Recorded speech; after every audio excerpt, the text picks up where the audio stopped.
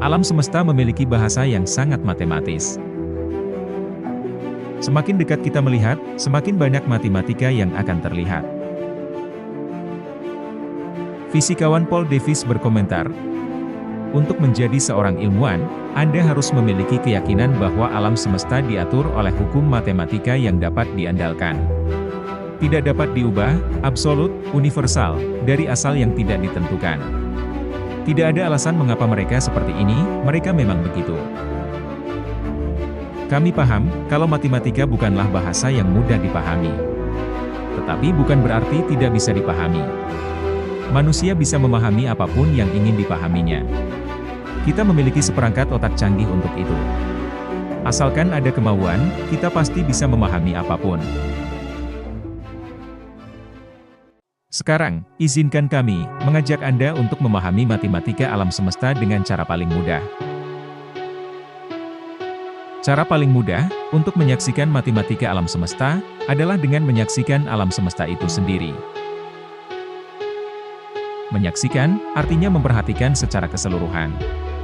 Meski tidak begitu terperhatikan dengan baik, alam semesta memiliki keteraturan internal. Dan hal teratur yang tersaji oleh semesta ini, membuat ilmuwan mempercayai bahwa Tuhan itu jago matematika.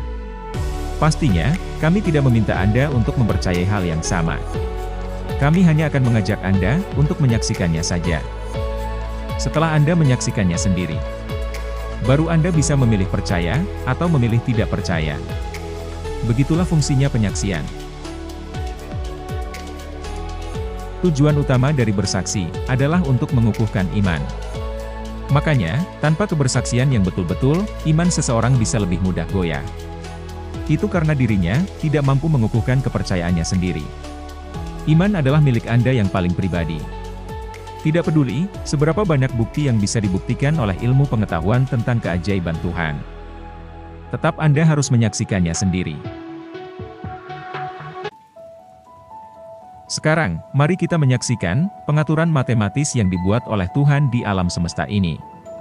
Fakta-fakta ilmu pengetahuan semakin berkembang. Tetapi, semakin rumit pengetahuan manusia. Semakin menunjukkan sisi terang, kalau alam semesta ini bekerja begitu teratur dan sangat bisa diandalkan. Nyatanya, semakin bertambah ilmu pengetahuan, seluruh manusia malah menjadi semakin bingung dengan alam semesta. Mereka tak habis pikir dengan kenyataan. Kalau alam semesta ini begitu teratur. Richard Feynman, pemenang hadiah Nobel untuk elektrodinamika kuantum saja, sampai berkata, mengapa alam itu matematis adalah sebuah misteri. Begitu juga Eugene Wigner, seorang fisikawan mengakui bahwa matematika yang mendasari alam adalah sesuatu yang berbatasan dengan misteri, dan tidak ada penjelasan rasional untuk itu. Jadi, apakah benar Tuhan itu jago matematika? Sama dengan Anda, kami percaya kalau Tuhan adalah yang mampu menciptakan segalanya. Tetapi sekali lagi, iman butuh penyaksian. Jadi, mari kita menyaksikan matematika alam semesta. Dalam kutipan dari buku barunya, Our Mathematical Universe, Profesor Emite Max Tegmark mengeksplorasi kemungkinan bahwa matematika tidak hanya menggambarkan alam semesta, tetapi membuat dan mengatur alam semesta. Jujur saja, kami yang terbiasa menyamakan matematika dengan aritmatika, mulai kesulitan memahami gagasan matematika membuat dan mengatur alam semesta. Tapi meski sulit, coba kita saksikan dulu semua bentuk matematis yang disajikan oleh alam. Mari kita pikirkan aneka bentuk yang terdapat di alam semesta.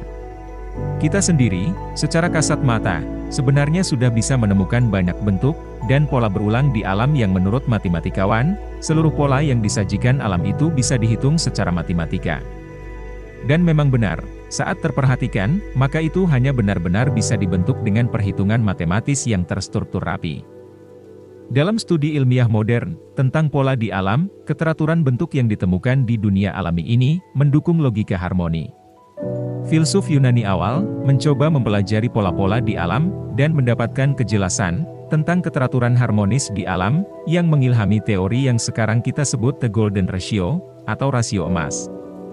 Rasio emas adalah nama lain keharmonisan antara bagian-bagian, atau tahapan yang membentuk satu kesatuan, yang dapat dilihat dalam kehidupan kita sehari-hari. Ini adalah pola matematis alam. Contoh paling umum adalah kelopak tanaman. Kerang Nautilus, yang hidup di perairan dalam Pasifik Selatan juga adalah contoh sempurna rasio emas. Rasio emas juga bisa ditemukan berkali-kali di tubuh kita. Misalnya, pusar kita terletak pada rasio emas dalam kaitannya dengan tinggi badan kita. Jika kita membagi lengan kita dari siku kita menemukan rasio emas. Rasio emas juga ditemukan di jari-jari manusia atau di wajah. Tidak hanya sampai di situ. Penelitian ini dilakukan oleh Dr. Jan Boyens di Universitas Pretoria, dan Dr. Francis Thakray dari Universitas Witwatersrand di Afrika Selatan. Mereka mengatakan rasio emas 1618 dapat dilihat. Tidak hanya dengan aspek matematika, tetapi juga dengan fisika, kimia, biologi dan topologi ruang waktu.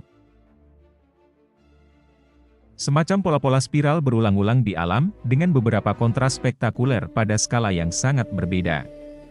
Dan setelah Anda menyaksikannya, maka Anda akan melihatnya di mana-mana.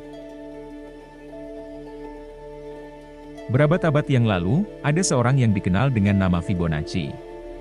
Dia mulai mengamati pola alam yang indah di sekitarnya. Dari susunan daun pada tumbuhan, hingga pola kuntum bunga, daun pinus, atau sisik nanas.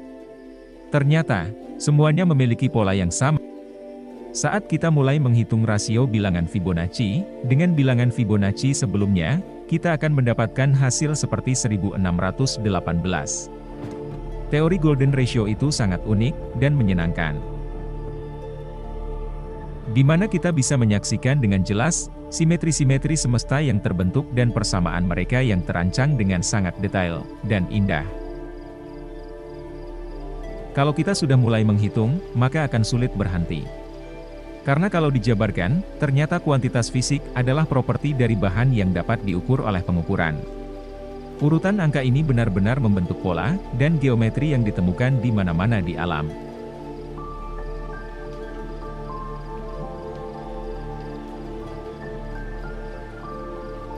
Sekarang coba tanyakan, kenapa planet-planet sengaja diatur untuk mengorbit dalam bentuk elips? Jawabannya ternyata sangat matematis. Orbit bumi berbentuk elips, karena hukum gravitasi Newton. Rumusan matematikanya dikerjakan oleh Kepler pada tahun 1600-an. Sekarang mari kita beralih menuju gerakan paling dinamis yang kita miliki. Coba renggangkan jari-jari tangan Anda. Tahukah Anda, kalau pada gerakan itu, ada banyak rumus matematika rumit. Para ahli robot membutuhkan waktu bertahun-tahun untuk menghitung rumus matematis, sehingga mereka bisa membuat replika gerakan jari-jari robot seperti jari-jari Anda. Jujur saja, kami sebenarnya tidak begitu tertarik dengan matematika, jadi kami akan segera menyudahinya. Hal yang menarik bagi kami adalah fakta, bahwa rumus-rumus matematis seperti ini, memang tidak ditulis langsung oleh alam semesta kepada manusia. Tetapi hasil dari seseorang yang mau membaca, dan memperhatikan alam semesta. Saat alam semesta terperhatikan, maka rumus-rumus matematis alam semesta terus bermunculan. Sangat wajar, kalau lantas banyak ilmuwan berpikiran, Tuhan jago matematika. Karena memang alam semesta ini, terbukti, sangatlah matematis. Kita saja belum sampai ke perhitungan-perhitungan yang lebih rumit. Misalnya menghitung, bagaimana semesta mengatur jarak antar planet, di tata surya di galaksi Bima Sakti secara seimbang. Sangat mustahil kalau kita menyebutnya kebetulan. Semesta ini tidak acak. Kalaupun kita sering berpikir, kehidupan ini dilingkupi ilmu-ilmu matematis yang terkesan misterius. Tetap saja, segala sesuatu, tidak pernah terjadi begitu saja. Misteri kebetulan sebenarnya tidak pernah ada. Segala sesuatu yang kita sebut sebagai kebetulan, hanyalah keberadaan sistem yang seakan tersembunyi, yang kurang kita pahami. Tugas kitalah untuk menyibak tabir ketidakpahaman. Selamat menyaksikan semesta, untuk menyaksikan sang pembuat alam semesta.